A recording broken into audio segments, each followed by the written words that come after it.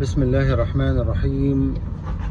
قال المولى عز وجل في سورة آل عمران: ولنبلونكم بشيء من الخوف والجوع ونقص من الأموال والأنفس والثمرات وبشر الصابرين. أنا بيصعب عليا قوي المواطن المصري في المجمل، وبيصعب عليا فئات معينة من المصريين اللي تتعامل الدنيا معاهم بالجنيه، وهم مطالبين يتعاملوا مع الدنيا بالدولار. وفيما يخص الشأن اللي أنا بتكلم معاه في القناة اللي هو السفر والمصاريف، فأنا فعلا في حالة ألم شديد بسبب ارتفاع الدولار مقابل الجنيه، أو الانخفاس أو الكسوف أو الخسوف أو المحاق أو الانبطاح بتاع الجنيه.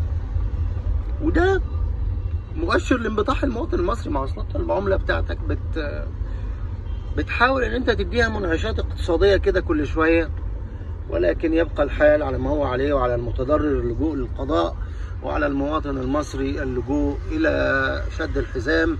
شد الحزام على وسطك غيره ما يفيدك، مش عارف ايه احسن ليك يا مصري او يا حر من مدة ايدك. لكن سياسة شد الحزام بالنسبة للي عنده طفل، عفوا دكتور بيدرس او طالب بيدرس، صيدلي بيدرس بره، فهو مطالب ان هو يدفع بالدولار، والدنيا بتناديه بالدولار يا مصري. ويحضرني هنا الاغنية بتاعت ايه؟ يا مصري ليه دنياك لخبيط، سيد حجاب وعمار الشريعي على الحجار. يا مصري ليه دنياك لخبيط، والغلب محيط، والعنكبوت عشش على الحيط وسرح على الحيط. يا مصر يا اللي الغلا واكلك. الكلام ده بصوا الاغنيه دي كانت في 92. والنهب في عهدك واكلك. كلمة دلوقتي هي اللي الواحد عاد بيتعامل بيها مع الحياة. يلا، فلما تيجي تشوف ان انت كأب مطالب انك تدفع، هنفترض مثلا ان انت كنت في كلية والاحلام الوردية والازمنة الوردية، فكنت بتدخل ابنك كلية ب $4000، مش نكف مثلا، انا اعتقد ان فولجا ب5 مثلا. ففي الزمانات انت $5000 5000 في 15 5 في 15 يسعفوني ب75. فلقيت فجأة بنسبة نفسك بتدفع 15 في 30، لان هو في 25 ما بتلاقيش كأب. انت وانت مسافر ممكن تدي ابنك $1000 $2000 على تذكرته، بس عشان تدفع له المصاريف. انتوا عارفين دلوقتي حتى التحويل في فرق ما بين سعر جوجل اللي هو مثلا دلوقتي 2 جنيه و50 قرش، لكن السعر الفعلي هو 2 وريال.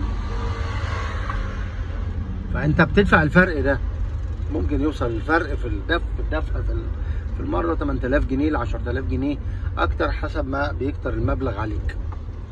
فبالتالي انت مضار في فرق السعر، ومضار في عقد عملته، والعقد بيزيد 8000 روبل مثلا كل سنه عن السنه اللي قبلها او خلافه. دي يعني امور بسيطه، لكن هو فعلا قطمه الظهر في فرق العمله. فانت ال 5000 اللي كنت بتدفعهم 5000 جنيه في 30، مش 5000 في 15. فانت هم 300000 روبل اللي كنت بتدفعهم مثلا 305000 روبل او وات ايفر، بتلاقي ان انت دلوقتي بتدفعهم على 4. كان زمان 4.5. انا اخر مره كنت موجود هناك من سنه ونص، تلاقي نفسك بتدفعهم دلوقتي بتقسم على 2.5، فتلاقي نفسك 150000 جنيه 160000 جنيه. انا في ألم، لان الاهالي في حيره، مش قادرين يتصرفوا ومش عارفين يعملوا، والدنيا بتغلى عليهم. مفيش مصري قادر يقلل مصروفاته، مفيش مصري قادر يعيش بره الصندوق. يا جماعه احنا كل ما نقول ان احنا يعني هلم بسمه او يا رب فرحه تنير بها قلوبنا، تأبى الدنيا. هي اقدار الله في الاول وفي الاخر، وهو بس تعبير ادبي. وعلينا في زي ما قلت لكم في اول الايه ان احنا وبشر الصابرين. فالمصري يعني ما عادش بيعمل حاجه غير ان هو ينتقص. مش غلط، في حديث عن النبي بيقول شوشنوا فان النعمه لا تدوم. فاحنا عدنا بنقتصر في النعم على الاساسيات، ما عادش في حاجه اسمها الكماليات. انا والله على فكره بتكلم على الاباء وبتكلم على الابناء، بتكلم على الطلبه اولادنا او اخواتنا اللي بيدرسوا هناك يعني. وكانوا دايما لما بيسالوا هل في شغل، هل نقدر نشتغل، هل يبعتوا لنا مصاريف الدراسه واحنا نقدر نشتغل، انا بقول لكم دلوقتي كان الشغل رفاهيه وصعب جدا. دلوقتي اللي يقدر يشتغل يشتغل. تقدر تجيب طالب وتاخد عليه عموله حبا وكرامه، تقدر تشتغل اوبر حبا وكرامه، تقدر تشتغل ان انت تبقى فريلانسر حبا وكرامه، حبا وكرامه.